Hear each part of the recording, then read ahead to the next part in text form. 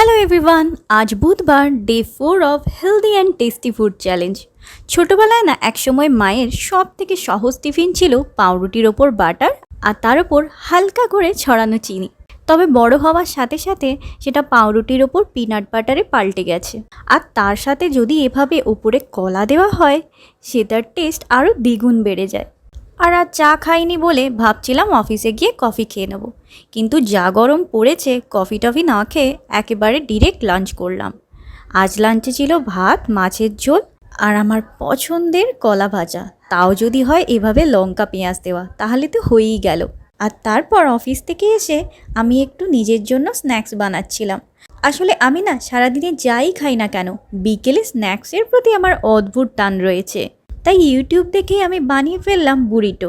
First time try করলাম, ভেতরে salad দিয়ে বানিয়েছিলাম। আর যারা হেলদি স্ন্যাক্স খেতে চাও, এটা কিন্তু দারুণ একটা অপশান, টেস্টি আর সাথে হেলদিও। তবে তোমরা এটাতে চিকেন বা পনিরও অ্যাড করতে পারো। আমি না প্রোটিনের ভাগটা একটু বেশিই খাওয়ার চেষ্টা করছি এখন।